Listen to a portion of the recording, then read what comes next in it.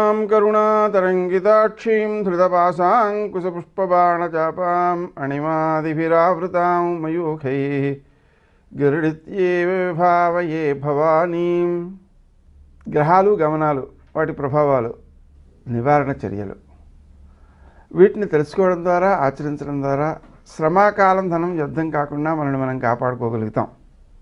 ఏ జపాదులు ఉన్నాయో వాటిని ఆచరించడం ద్వారా కలిగే సత్ఫలితాలను, మీకు కలిగిన అనుభవాలను కామెంట్స్లో రాస్తే తక్కిన వాళ్ళకు కూడా అవి మార్గదర్శకాలుగా ఉపకరిస్తాయి.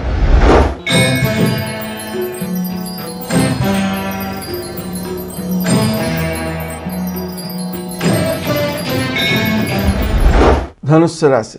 ఈ రాశి వారు తాము ఆచరించే కార్యక్రమాల్లో విజయాలు సాధిస్తారు, కానీ పనులలో ఆలస్యం చోటు చేసుకుంటుంది. ఇది ఆరోగ్య సమస్యలను కూడా కొంతవరకు ఇచ్చే అవకాశం ఉంది. ఆరోగ్యాన్ని అధిగమించడం కోసం, సమస్యలను అధిగమించడం కోసం క్రీం అచ్యుతానంత గోవింద అనే నామాన్ని జపించడం మంచిది. మీ యొక్క కృషి సత్ఫలితాన్ని ఇచ్చేదిగా ఉంటుంది. మీరు మాట్లాడే తీరులు ఇతరులకు అపార్థాలను ఇచ్చే అవకాశం ఉన్న దృష్ట్యా తక్కువగా మాట్లాడడం, వీలైనంత వరకు ఎదురు వ్యక్తి చెప్పిన దానికి వినడం మేలు చేస్తుంది. ఆర్థికపరమైన సమస్యలను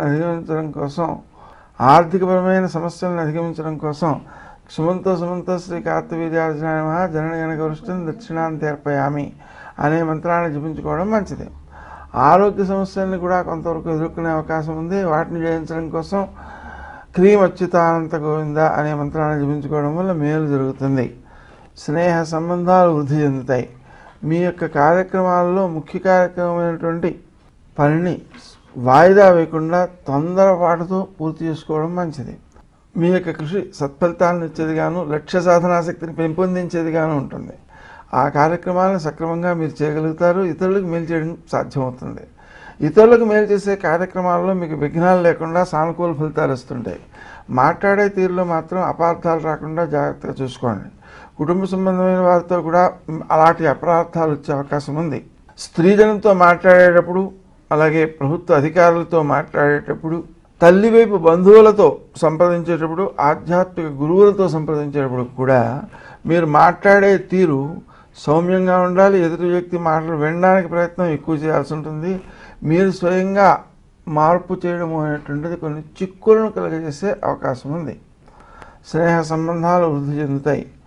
వృద్ధి చెందినటువంటి కార్యక్రమాలను, విజయాలను కూడా గుర్తుంచుకోవడము, దానికి ఏ వ్యక్తులు సహకరించారో వారందరినీ గుర్తుంచుకోవడం చాలా మంచిది.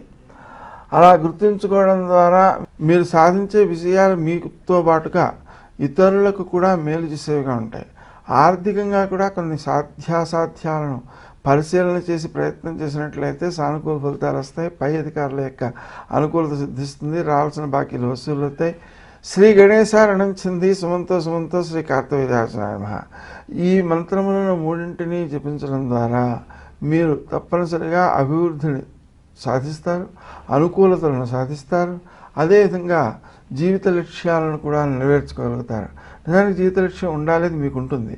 ఆ ఉన్నదాన్ని సద్వినియోగం చేసుకోవడమే కావాల్సింది. ఈ విధంగా మీకు ఉండడం అనేటువంటి కార్యక్రమంతో పాటుగా ఆ సాధించేటువంటి పని కూడా నిజంగా అవసరమా కాదా అనే విషయంలో కూడా వివేకాన్ని వ్యక్తీకరింపజేయాలి. ఆ విధంగా చేసినప్పుడు మాత్రమే మనకు ఆ విజయాలు మన స్వాధీనంలోకి వస్తాయి. స్నేహ సంబంధాలు వృద్ధి చెందుతాయి. ముఖ్యమైన కార్యక్రమాలను వాయిదా వేయకండి. సాహిత్యపరంగా కృషి చేసేటువంటి వారు ఎవరైతే ఉన్నారో వాళ్ళు సత్ఫలితాలని, గౌరవాన్ని కూడా పెంపొందించుకున్న వాళ్ళు అవుతారు.